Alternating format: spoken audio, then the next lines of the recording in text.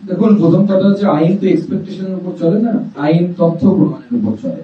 এবং আপনারা সবাই জানেন যে আরজিকর কাণ্ড প্রায় 4-5 দিন কলকাতা পুলিশের হাতে ছিল, এবং আজকে বর্তমান সিপিও এটা উল্লেখ করেছেন তার আলোচনায় যে আরজিকরে কি হয়েছিল আপনারা জানেন। আমাকেই উল্লেখ নির্দেশ করে বলেছিলেন, স্যার তো ভালো মতো জানেন। মানে উনিও স্বীকার করে নিয়েছেন যে প্রচুর লোক যাওয়াতে আরজিকরের এভিডেন্সেস নিয়ে গন্ডগোল হয়েছিল। এভিডেন্সেস যদি না থাকে বা নষ্ট হয়ে যায়, তাহলে on the basis of what any investigation agency will do, what kind of investigation they will do on the basis of what, যদি এভিডেন্সেসই না থাকে স্বাভাবিকভাবে সেক্ষেত্রে আমাদের তো এক্সপেকটেশন যে ক্যাপিটাল প্যানিশমেন্ট হোক, প্রত্যেকটি ধর্ষণের মতো গর্হিত অপরাধের একটি সাজা, যেটা হচ্ছে ক্যাপিটাল পানিশমেন্ট। আমরা সেই দাবি, জনগণের যে দাবি, সেই দাবির সাথে আমরা একসাথে আছি। কিন্তু বিষয় কি হচ্ছে, আপনাদেরকে বুঝতে হবে, যেহেতু পুলিশ, কলকাতা পুলিশের তৎকালীন কমিশনার বিনীত গোয়েল সাহেব তখন তিনি দায়িত্বে ছিলেন, এবং বিনীত গোয়েল সাহেবের রেকর্ড আছে যে কোন একটি ইনভেস্টিগেশন, যখন তিনি সিআইডির প্রমুখ ছিলেন, সেই সময় কামদুনিতে যে রেপ কাণ্ড হয়েছিল, যে রেপ কাণ্ডে যারা ডেথ সেন্টেন্স এবং যাবজ্জীবন পেয়েছিল, উচ্চ আদালতে গিয়ে due to the lack of evidence সবাই ছাড়া পেয়ে যায়। সবার ডেথ সেন্টেন্স এবং লাইফ ইমপ্রিজনমেন্ট বাতিল হয়ে যায়। তার ট্র্যাক রেকর্ড বলছে, আমরা বলছি না, তিনি ইনভেস্টিগেশনের দায়িত্বে ছিলেন। স্বাভাবিকভাবে যদি আমার বিশ্বাস, যদি প্রথম থেকে ডে 1 থেকে এই কেস অর্থাৎ আরজিকর কেস যদি সিবিআই পেত, তাহলে আমরা এর পর অন্যরকম দেখতে পেতাম।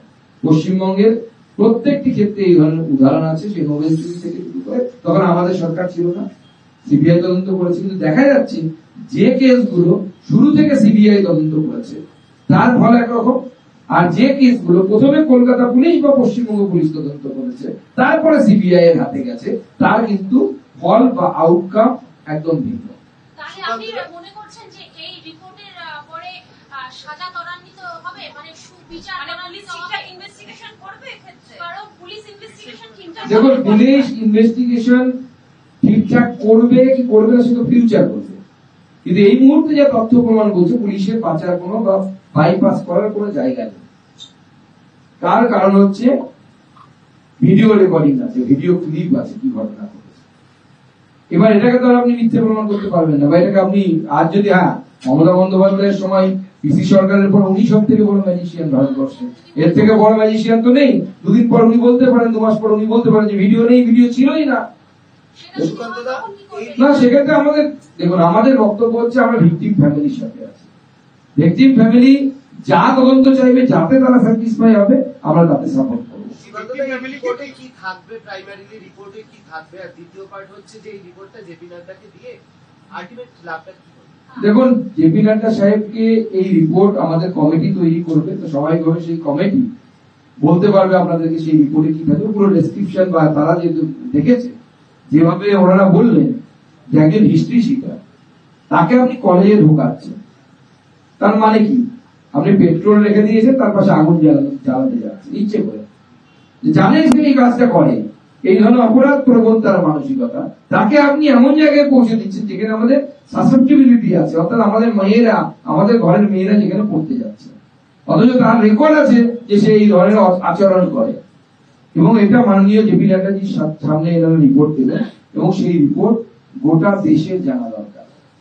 গোটা দেশের জানা দরকার যে কিভাবে পশ্চিমবঙ্গের একজন মহিলা মুখ্যমন্ত্রী, আমরা চাইলে আপনার সঙ্গে লিস্ট করতে পারি 2025 সালে কতগুলো রেপ হয়েছে। এবং আমি বলছি, আজকে আমি সিপিকে বলেছি, আজকে আমি সিপিকে বিশেষ একটা পয়েন্ট বলেছি যে আপনার আন্ডারে, উনি বলছিলেন আমার আন্ডারে তো গোটা রাজ্য না, আপনার আন্ডারে কলকাতার কলেজগুলো আছে, আপনি মূল সমস্যায় ঢুকুন। কোথায় সমস্যা?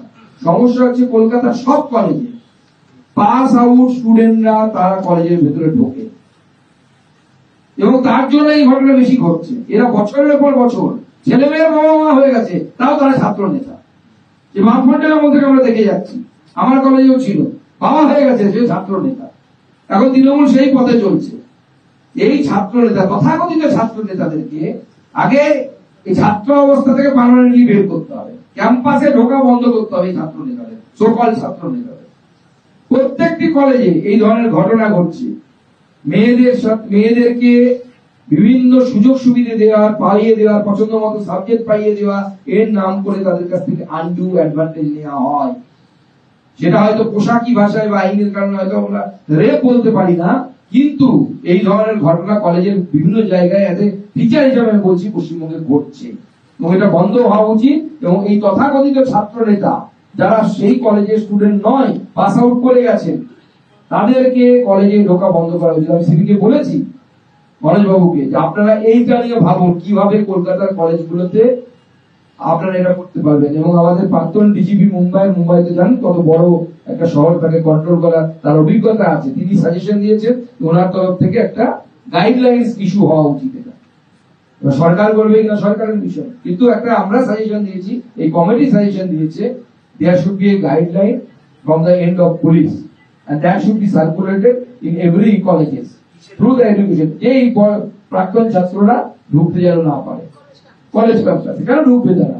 এক দুদিনের কাজ থাকতে পারে, আমি আমার সার্টিফিকেট নিতে কলেজে যেতে পারি, কিন্তু আমি লাগাতার ওখানে আড্ডা মারছি, মদ খাচ্ছি, এরকম চলতে পারবে না।